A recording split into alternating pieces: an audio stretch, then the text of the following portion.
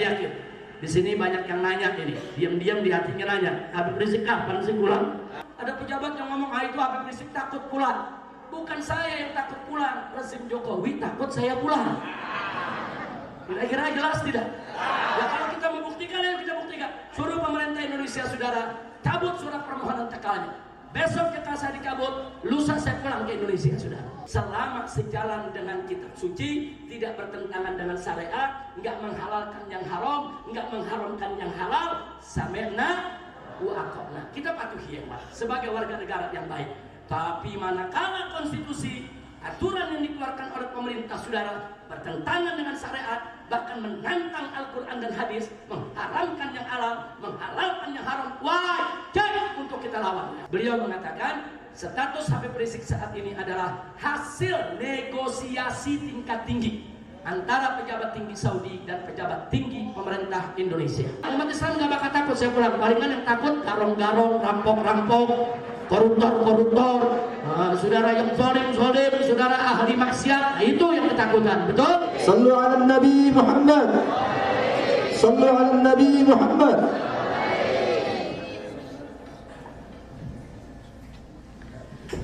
Assalamualaikum warahmatullahi wabarakatuh.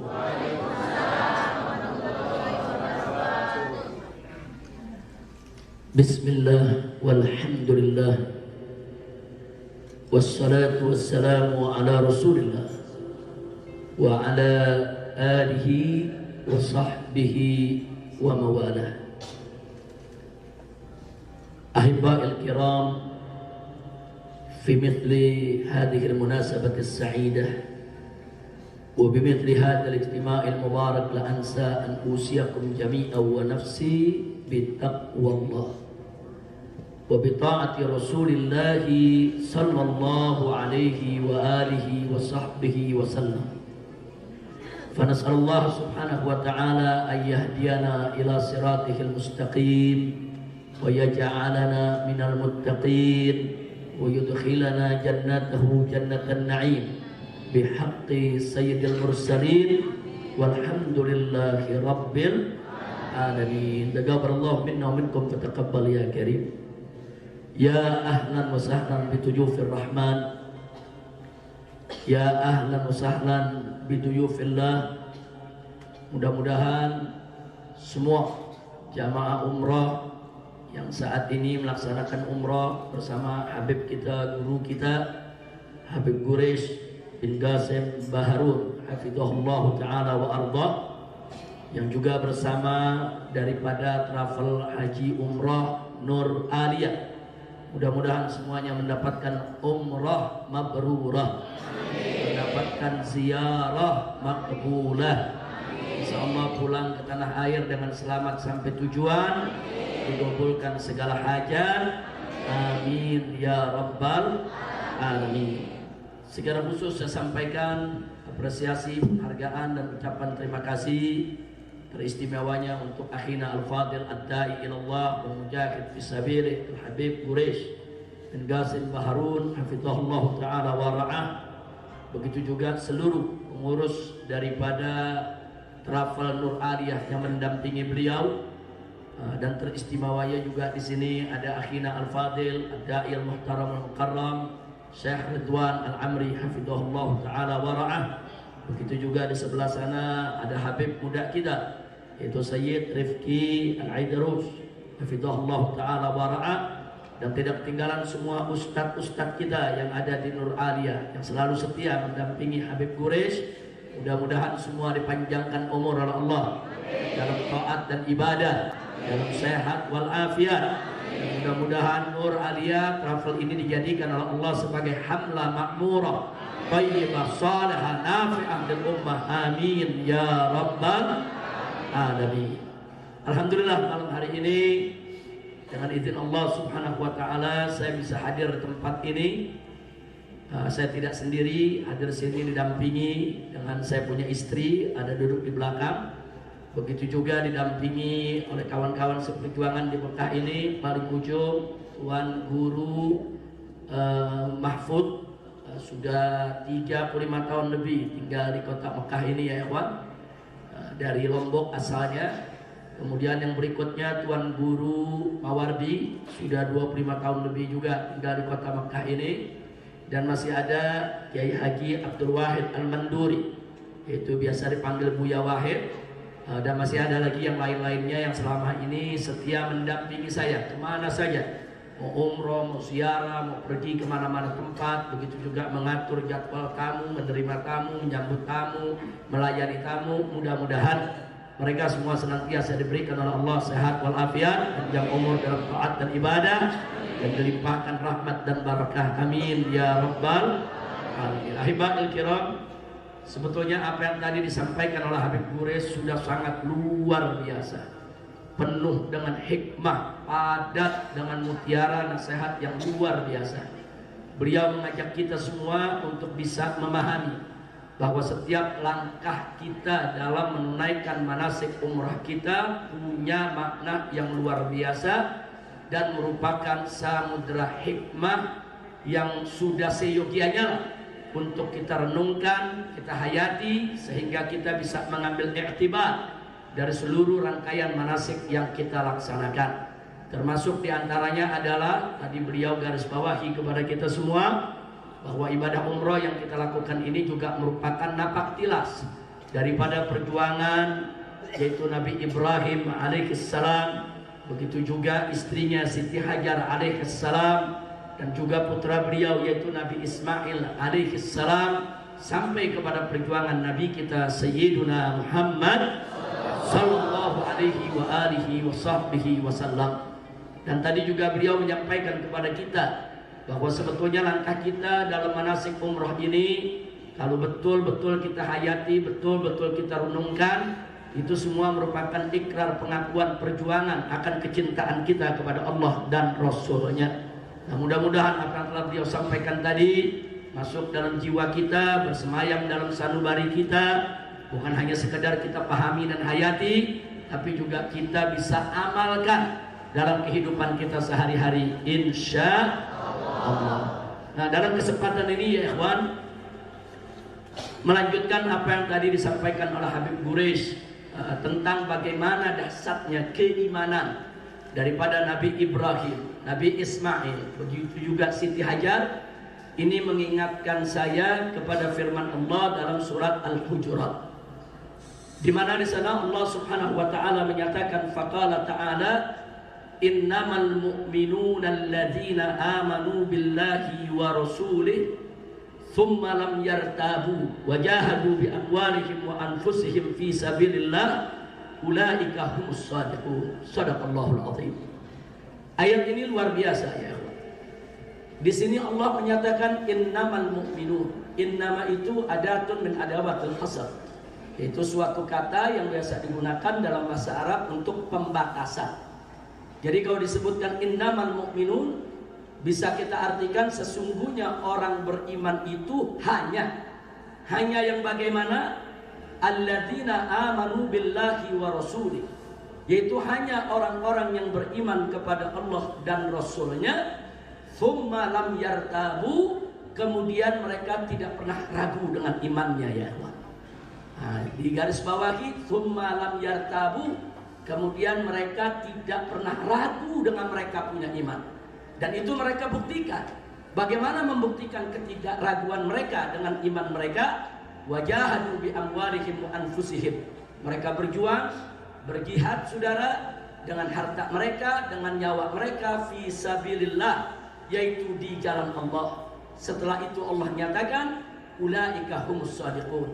Mereka itulah orang-orang yang lurus lagi benar, jujur dengan mereka punya iman saudara. Subhanallah.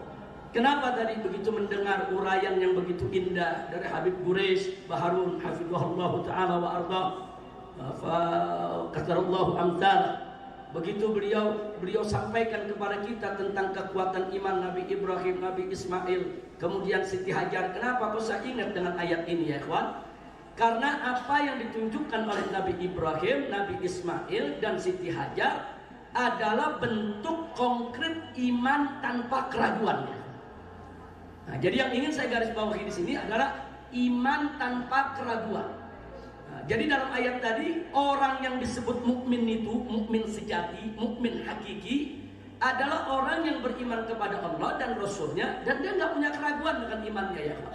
Artinya nggak punya keraguan dengan imannya, apa saja yang diperintahkan Allah dan Rasulnya dia kerjakan, tanpa banyak komentar, tanpa banyak mengeluh, tanpa banyak yaitu keluhan, ya Allah.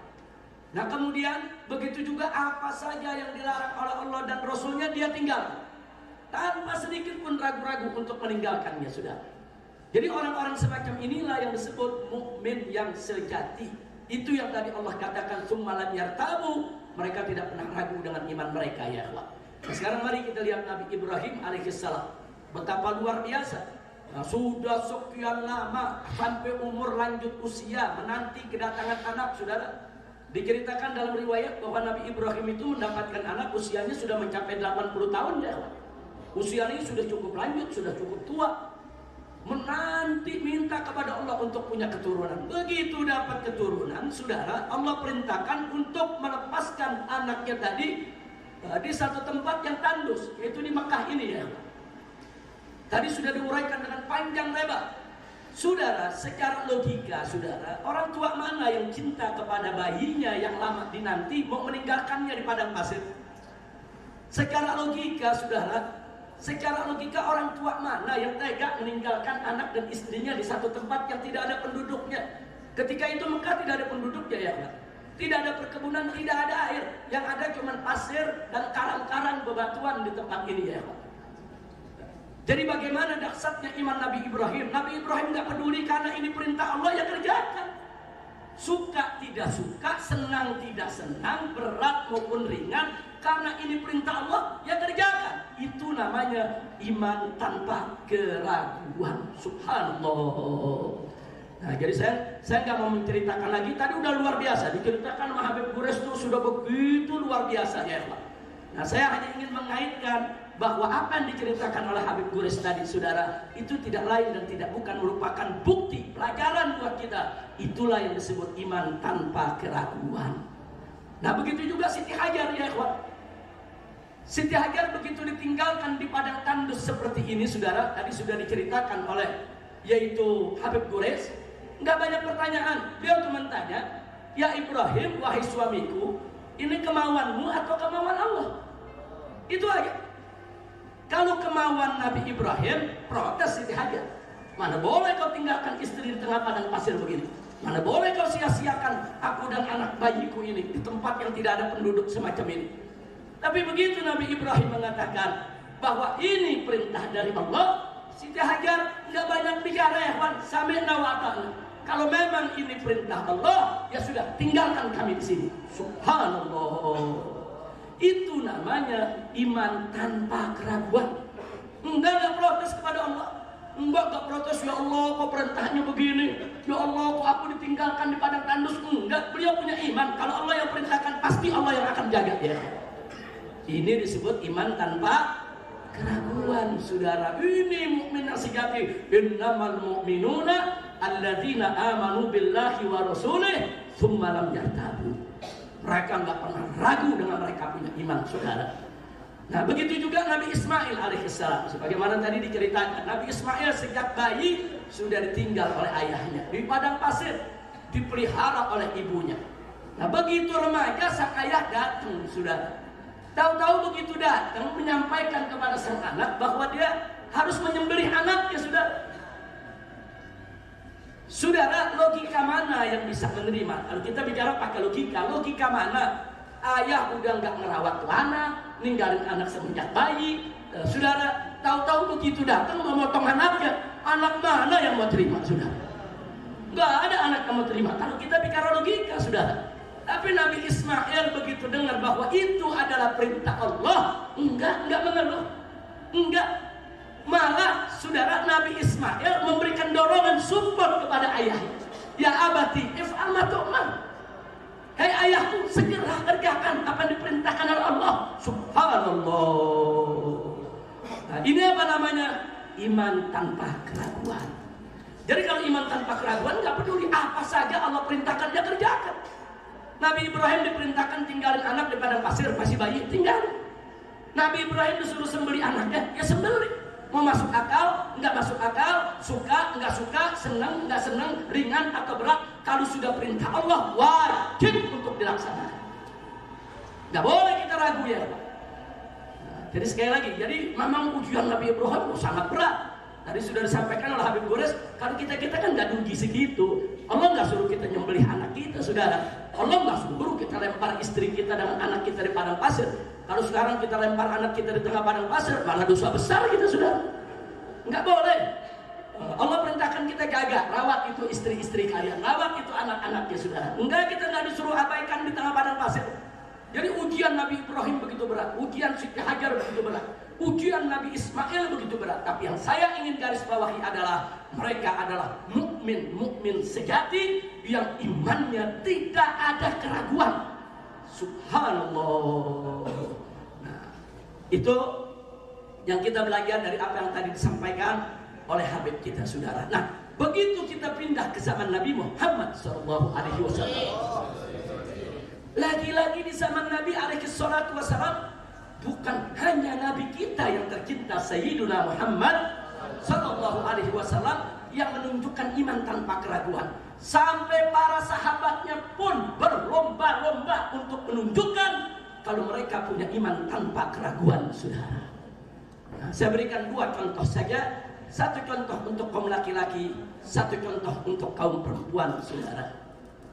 Di zaman Nabi SAW, saudara, pada awal Islam, minuman keras itu tidak diharamkan, saudara. Belum diharamkan. Dan menenggak minuman keras itu, menenggak khamr itu sudah menjadi tradisi masyarakat Arab jahiliyah yang sudah berurat berakar. Tidak ada pesta tanpa minuman keras. Tidak ada acara tanpa minuman keras, ya. Itu sudah menjadi tradisi di mana-mana.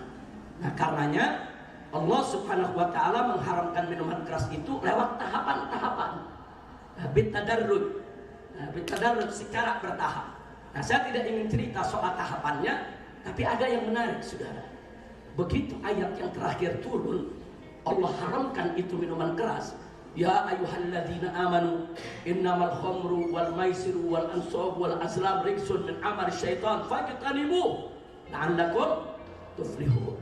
Begitu ayat ini turun, saudara, di malam hari, saat itu ada beberapa sahabat yang masih bersama Nabi.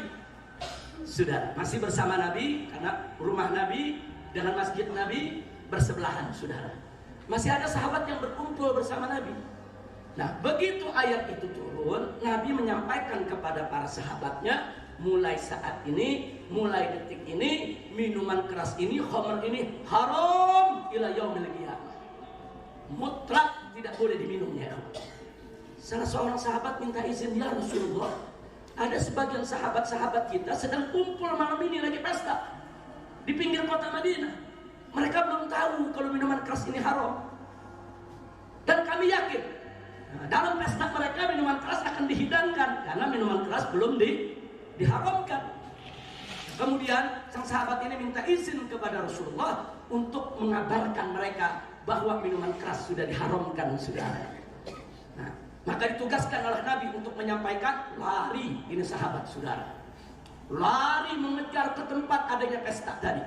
Ternyata betul, di tempat pesta tersebut di meja sudah disediakan, dihidangkan, yaitu minuman-minuman keras, baik yang di gelas, yang di botol, yang di kendi-kendi, kemudian yang di gentong-gentong, saudara, sudah disediakan.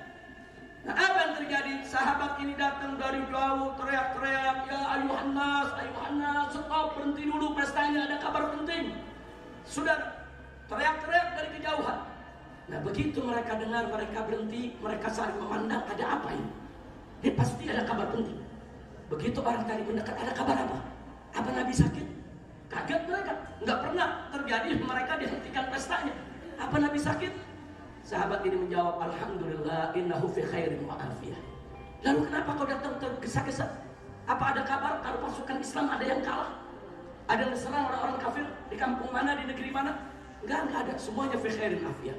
Lalu kabar apa yang kau bawa?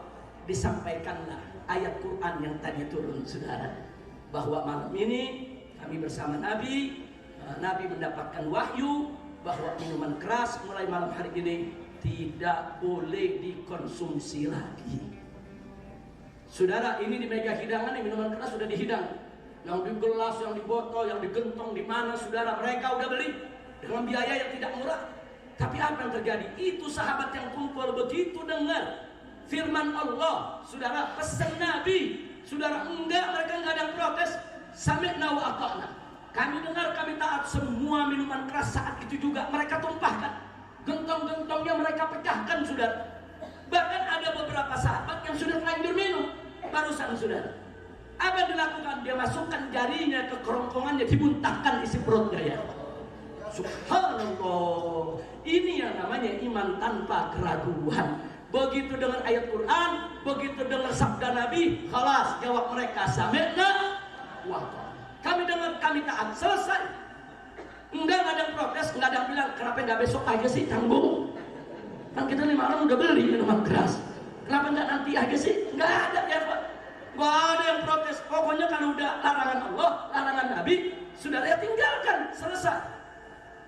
Itulah contoh iman tanpa keraguan. Subhanallah. Kalau tadi kita lihat iman tanpa keraguan milik para nabi, saudara, miliknya Nabi Ibrahim, miliknya Nabi Ismail, bahkan miliknya ibu Nabi yaitu Siti Hajar, saudara. Tapi kali ini kita lihat bagaimana keberhasilan Nabi kita Sayyiduna Muhammad Sallallahu Alaihi Wasallam mendidik para sahabatnya sampai mereka itu betul-betul beriman tanpa keraguan kepada Allah dan Rasulnya. Subhanallah, alhamdulillah, wa la ilaha illallah, wallah. Nah, sekarang yang kedua. Nah, yang kedua, saudara, soal yang menyangkut perempuan. Dulu pada awal Islam, perempuan-perempuan muslimah tidak diwajibkan berjilbab. Jadi pakaian mereka pakaian sopan, saudara, tapi tidak berjilbab. Rambut mereka terlihat, leher mereka terlihat, saudara. Nah, itu merata sebelum diwajibkannya jilbab. Nah, begitu turun firman Allah, saudara, dalam surat Al-Ahzab, Allah nyatakan kepada Nabi, ya ayuhan Nabi, qul li azwajika wa banatika wa nisa'il mu'minin an yudnina 'alaihinna min jalabibihin.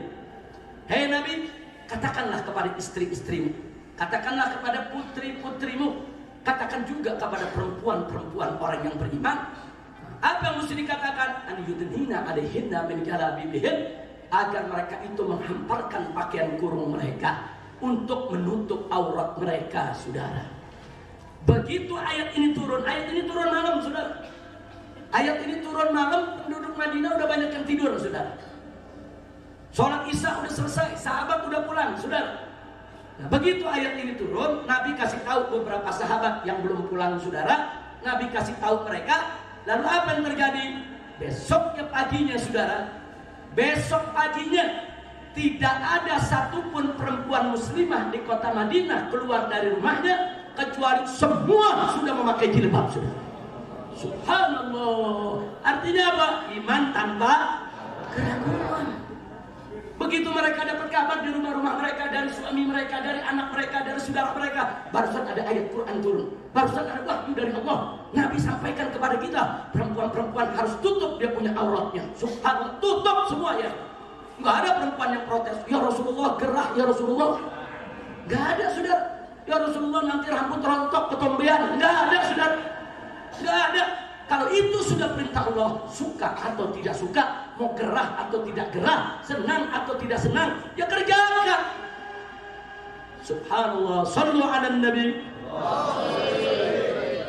Jadi inilah yang ingin sekedar saya berikan bagian daripada sejarah juga tentang pentingnya iman tanpa keraguan. Nah, maka itu Bapak Ibu yang tercinta, yuk mari seusai Anda melaksanakan ibadah umroh ini, pulang ke negara kita nanti, tancapkan dalam diri kita iman tanpa keraguan. Apa saja yang Allah perintah, kita kerjakan. Allah perintah kita sholat 5 waktu, ya sholat 5 waktu. Nah, Allah perintahkan kita puasa Ramadan, ya puasa Ramadan. Allah perintahkan kita untuk membayar zakat harta kita, ya bayar zakatnya, saudara. Nggak usah pakai cari hilah, pakai cari cara untuk keluar dari kewajiban. Jangan, kerjain aja, saudara. Kerjain. Allah perintahkan kita untuk melaksanakan ibadah umroh, haji, ya kerjakan, saudara. Nah, tanpa banyak basa-basi, tanpa banyak mengeluh, saudara, kerjakan. Itu bukti iman tanpa keraguan. Nah, Allah melarang kita makan riba, jauhkan diri dari riba ya.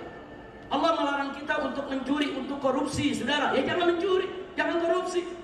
Nah, Allah melarang kita daripada perbuatan zina, daripada menenggak minuman keras, daripada perjudian, tinggalkan itu semua. Nah, jadi apa yang diperintahkan oleh Allah kita kerjakan, apa yang dilarang oleh Allah kita tinggalkan. Begitu juga Nabi. Allah menyatakan dalam Al-Qur'anul Karim, faqala ta'ala, "Wa ma atakumur rasulu fakhudhuhu wa ma nahakum anhu fantahu." Apa-apa yang Nabi berikan kepada kamu, ajarkan kepada kamu, tunjukkan kepada kamu, ambil, amalkan, laksanakan. Dan apa-apa yang Nabi larang kamu, maka stop, berhenti, tinggalkan, jangan dikerjakan. Nah, kalau ini bisa kita jadikan pegangan di hidup kita, insya Allah dunia akhirat kita akan senang, dunia akhirat kita akan bahagia. Jangan terpengaruh dengan bisikan iblis, bisikan setan, bisikan orang-orang munafik, bisikan orang-orang kafir. Jangan terpengaruh dengan bisikan-bisikan kaum liberal, kaum sesat yang ingin merusak ajaran Islam. Jangan, abaikan itu semua ya. Yang penting bagaimana kita, saudara, bisa memiliki iman tanpa. Allah memerintahkan saudara dengan aneka ragam kewajiban. Saudara mau suka, mau nggak suka, mau senang, mau susah, mau sulit, kerjakan perintah Allah ya. Kerjakan, mastata'tum, kita kerjakan sesuai dengan kemampuan kita masing-masing. Jangan memaksakan diri ya Pak.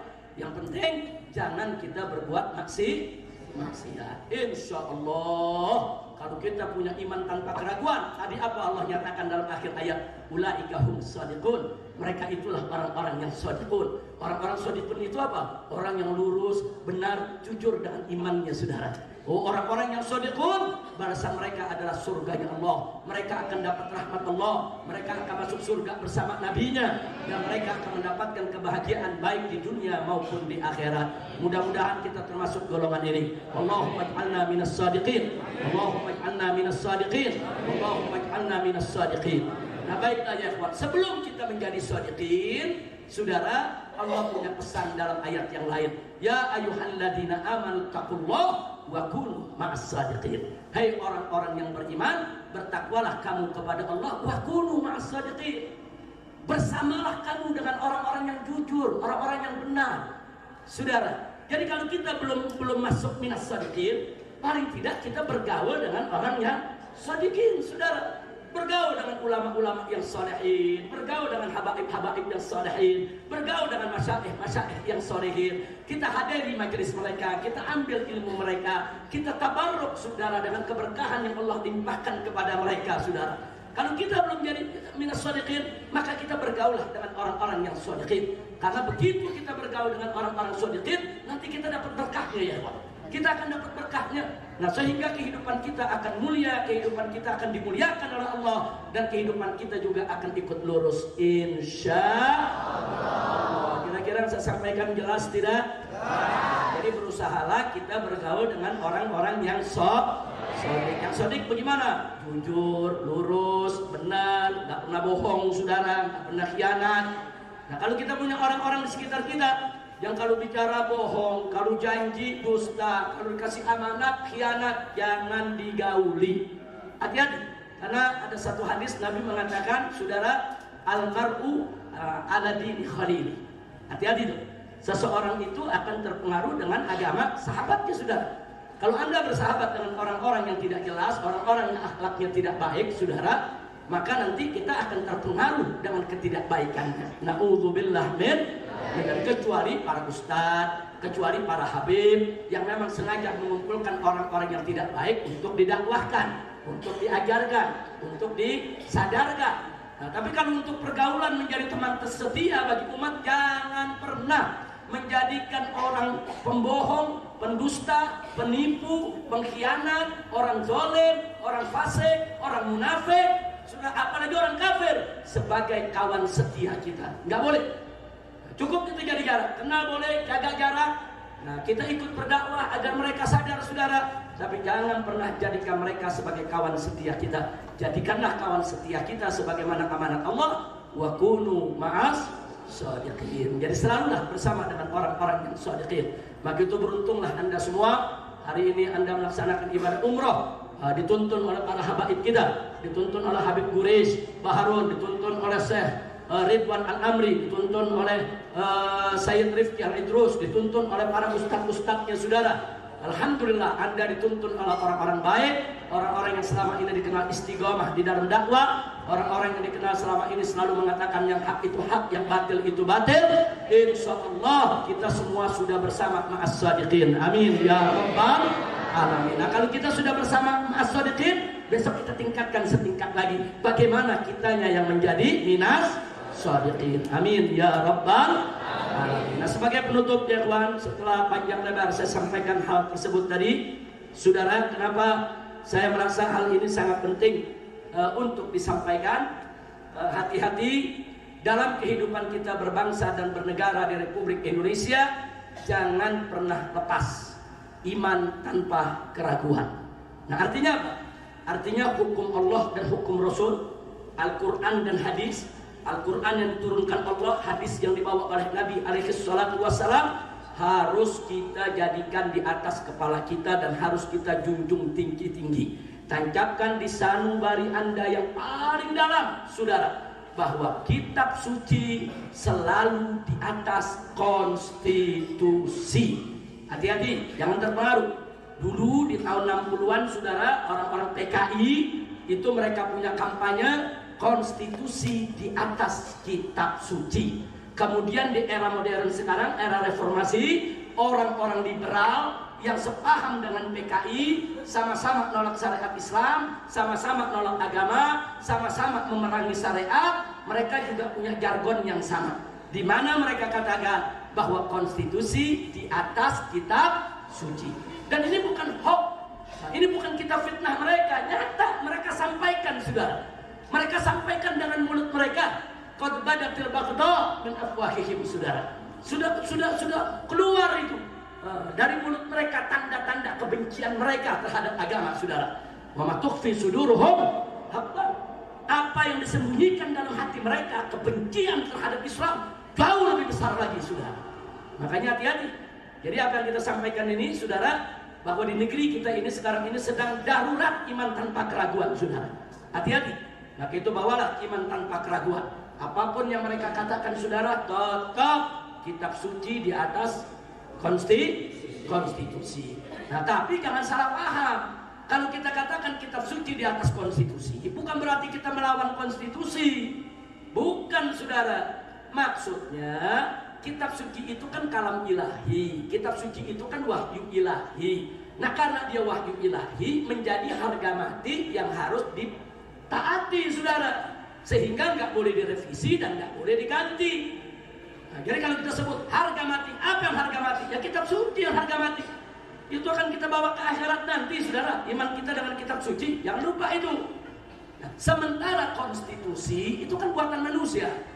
Nah, ada undang-undang dasar yang disetujui oleh MPR, ada undang-undang yang dikeluarkan oleh DPR, ada Kepres yang dikeluarkan oleh Presiden, ada keputusan menteri, ada keputusan peraturan kepala daerah. Itu semua buatan manusia. Itu disebut konstitusi.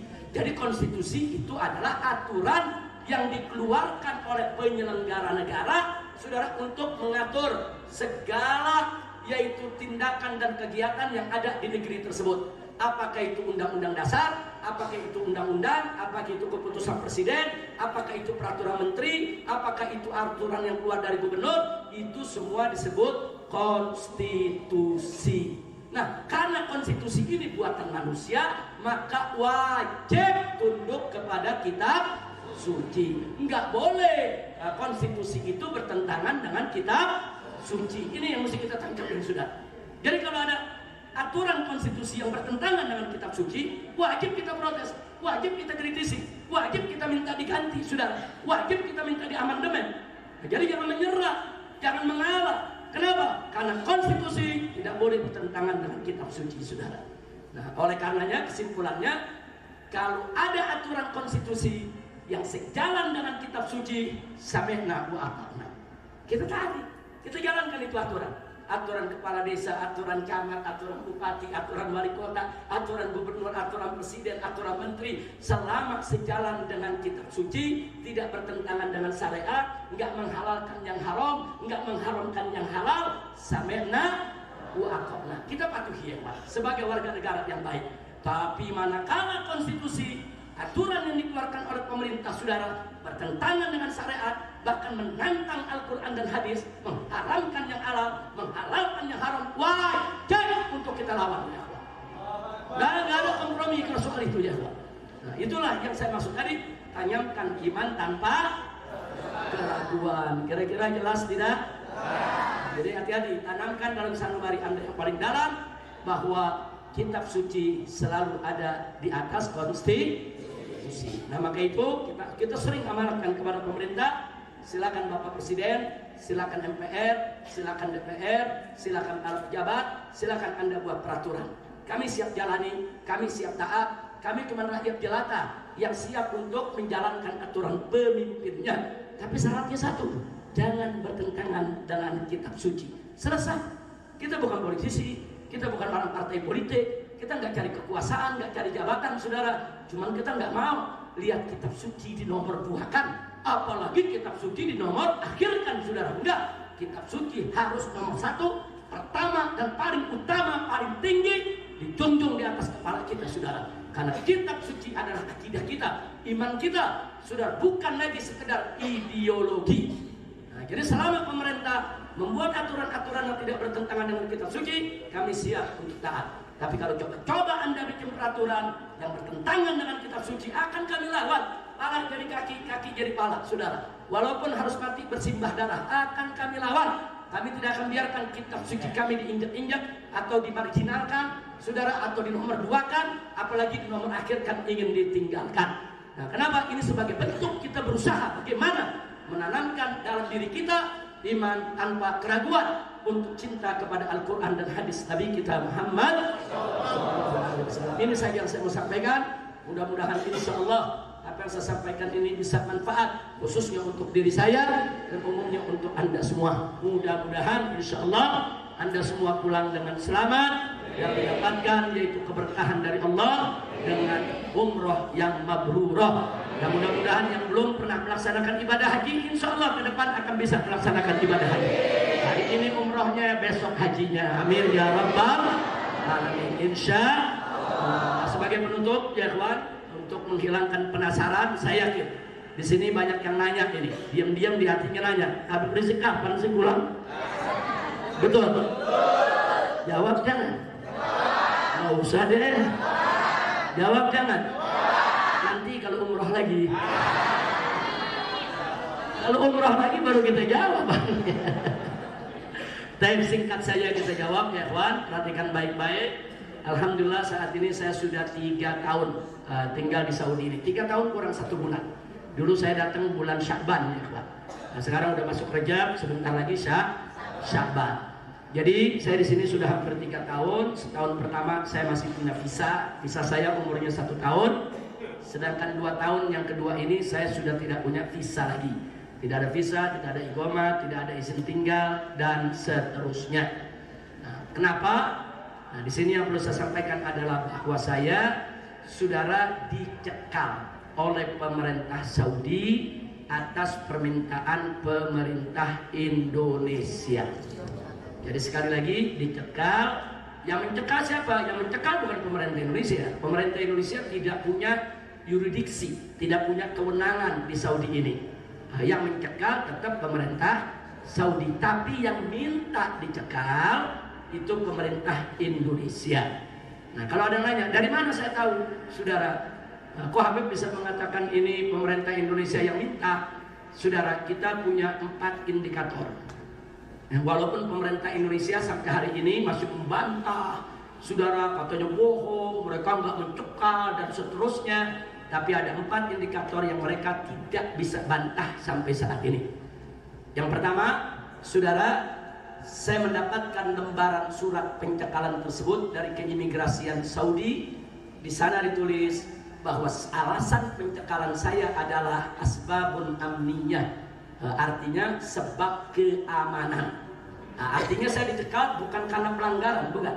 Di pencekalan itu biasanya disebut, kalau pelanggaran disebut mukhalafatul qanun, mukhalafatul anzimah, atau takhalluf anin nizam, saudara. Itu kalau ditulis takhalluf anin nizam atau mukhalafatul qanun atau mukhalafatul anzimah, berarti saya melakukan pelanggaran. Tapi di situ ditulis saya dicekal dengan alasan keamanan, berarti alasannya adalah politis, saudara. Untuk keamanan siapa? Wallahu a'lam. Apa untuk keamanan saya atau ada satu pihak yang takut keamanannya diganggu oleh saya? Wallahu a'lam. Pokoknya untuk keamanan. Apa untuk keamanan saya nggak diganggu orang? Atau kalau saya pulang ada pihak yang takut saya ganggu? Ini kan keamanan juga ya, kawan. Ini namanya bahasa politik ya, kawan. Itu yang pertama. Yang kedua, saya di sini kan dipanggil oleh otoritas Saudi. Dan saya tanya kepada mereka, kenapa saya dicekal? Jawaban yang kita dapat, ya ini adalah permintaan pemerintah Indonesia. Jadi dua ini sudah cukup ya kawan. Kalau pemerintah Indonesia berada di balik daripada pencekalan ini. Nah sekarang yang ketiga, nah begitu pemerintah Indonesia membantah, ada yang menarik ya kawan. 2 tahun yang lalu duta besar Saudi yang ada di Jakarta, yaitu Syekh Usama Asy-Syuaibi. Beliau orang baik. Jazahullahu khairal jaza. Beliau ditanya oleh TV One. Di TV One diwawancarai, Pak Dubes, kenapa Habib Rizik tidak dilepas? Kenapa nggak boleh keluar dari Saudi? Apa jawabnya ya kawan? Jawabnya menarik. Beliau jawab dengan bahasa Inggris. Beliau katakan, kami pemerintah Saudi siap melepaskan pulang Habib Rizik kapan saja. Tapi Anda tanya dulu kepada pemerintah Anda. Dubes ini ngomong sama wartawan TV One.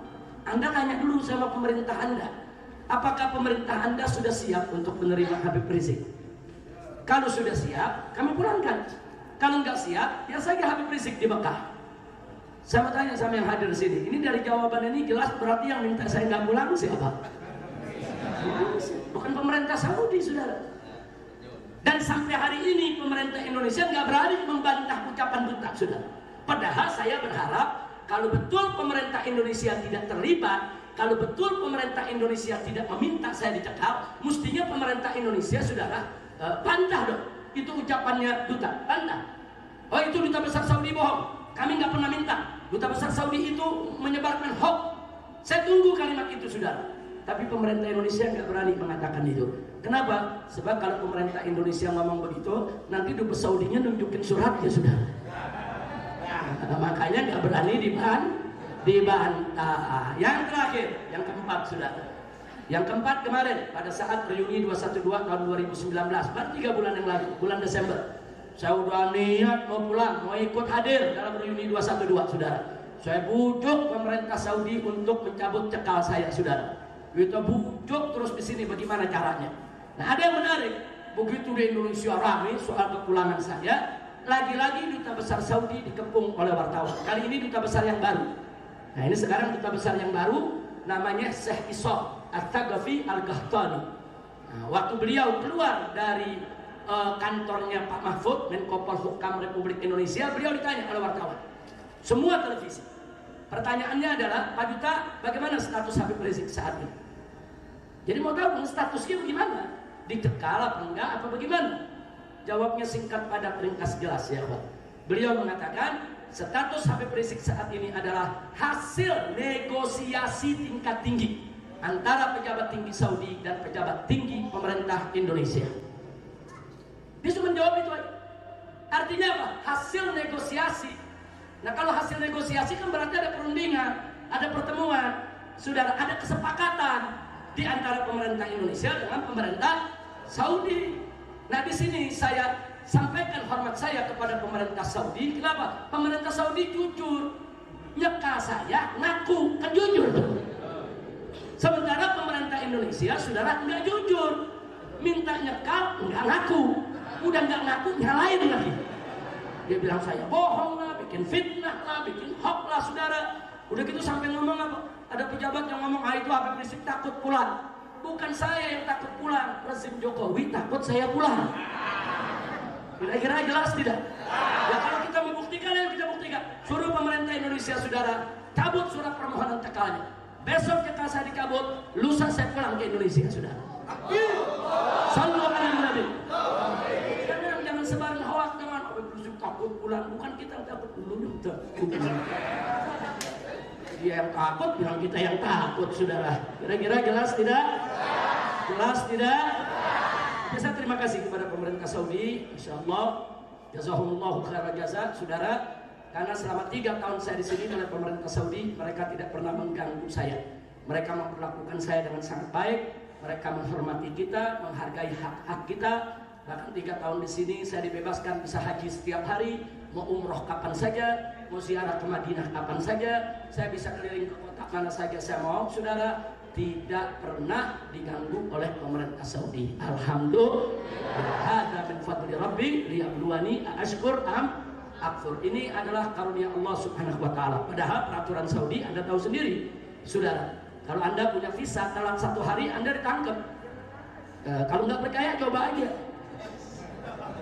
Kira-kira percaya aja? Anda punya visa umroh kan? Punya. Visa umrohnya berapa lama? Sebulan, 30 hari. Nah, coba lebihin 31 hari. Itu akan ditangkap, diborgol, dipenjara, dikenakan denda, saudara, dideportasi, dipulang. Nggak sampai di situ, saudara. Blacklist 3 sampai 5 tahun nggak boleh ke Saudi lagi. Nggak sampai di situ, muassasah yang memberikan visanya dicabut izinnya. Termasuk travelnya juga, saudara, bisa dicabut izinnya. Nah, jangan lupa dong. Kalau nggak percaya, coba aja. Kalau nggak percaya, coba berapa nanti.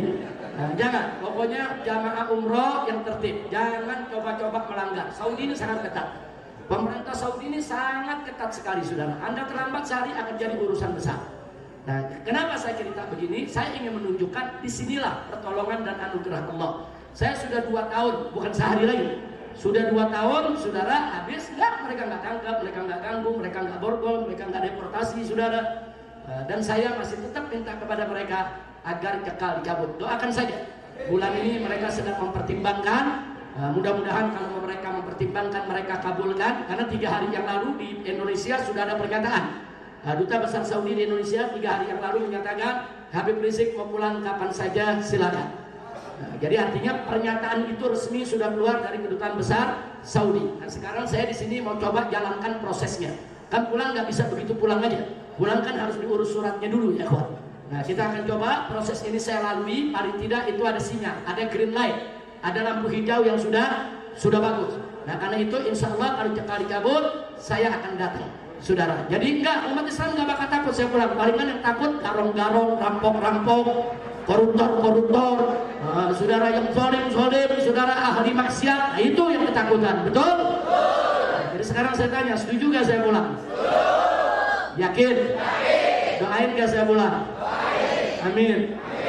Amin yang serius dong. Mudah-mudahan saya pulang. Amin. Cuman ada kabar mengerikan. Nah, ini saudara-saudara saya yang tinggal di Mekah nggak ada yang mau amin barusan. Jadi yang di Mekah nggak ada yang mau amin. Sebab tiap hari doanya mudah-mudahan Habib Rizik nggak pulang. Masya Allah, nggak usah. Insya Allah kita bolak-balik ke Mekah nanti. Amin. Ya Rabbal. Jadi nggak usah khawatir, saya dengan istri, dengan anak-anak di Mekah, alhamdulillah, saudara aman, nyaman, tenang, senang, penuh berkah, tidak kurang suatu apapun. Bahkan ala kuliah, dulu waktu saya di Indonesia, hampir sebulan sekali masuk rumah sakit. Kenapa? Capek ceramah dulu, pagi, siang, sore, malam ceramah, pagi, siang, sore, malam ceramah. Nah, pulang ke rumah sakit, masuk rumah sakit, diinfus dulu, saudara, dicas dulu, dicas. Nah, udah diinfus 3 hari, keluar, ceramah lagi dan seterusnya. Alhamdulillah selama di Mekah Allah kasih gak ada penyakit yang datangnya, ikhwan. Nah, bahkan penyakit-penyakit yang saya cerita di sana hilang semua, nggak tahu tuh perginya kemana tuh penyakitnya, ikhwan.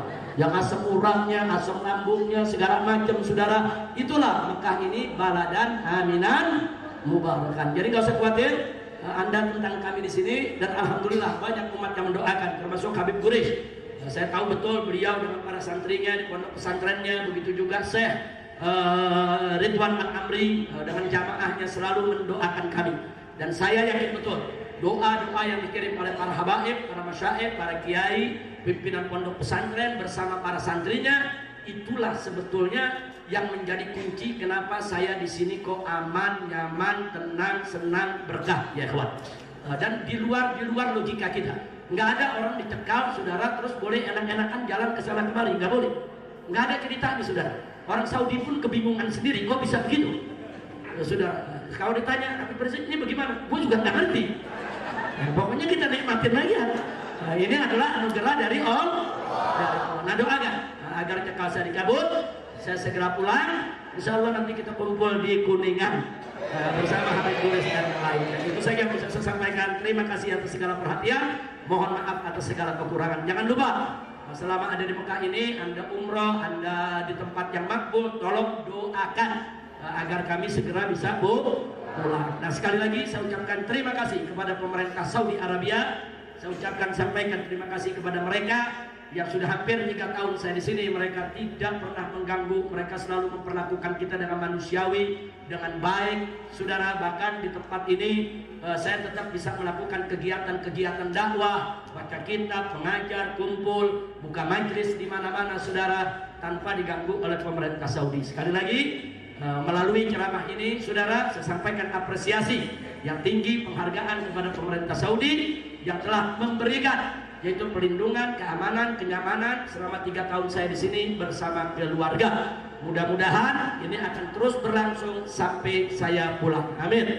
Ya Rabbal Alamin. Itu saja yang bisa saya sampaikan. Terima kasih atas segala perhatian. Mohon maaf atas segala kekurangannya. Hadani Allah wa iyyakum ila siratal mustaqim. Wassalamualaikum warahmatullahi wabarakatuh.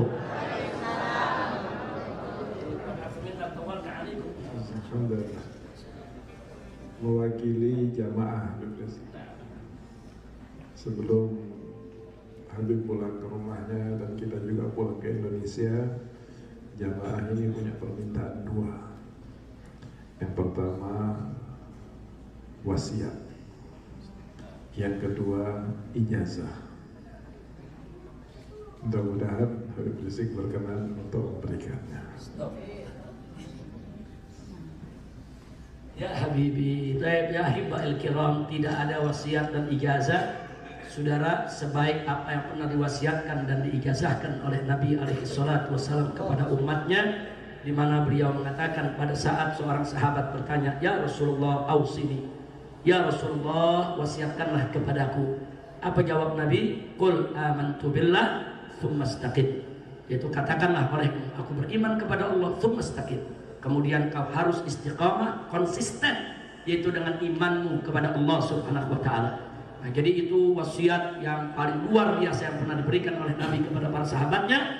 Dan wasiat itu juga yang ingin saya sampaikan untuk diri saya, juga untuk semua yang ada di sini. Wasiat wal ijazah lakum jami'an, yaitu qul amantu billah tsumma istaqim. Dan Allah berfirman dalam Al-Qur'an Al-Karim, faqala ta'ala, saudara, dalam surat Al-Ahqaf Allah nyatakan, innal ladzina qalu rabbunallah tsumma istaqamu la khaufun 'alaihim wa la hum yahzanun. La khaufun 'alaihim wa la hum yahzanun.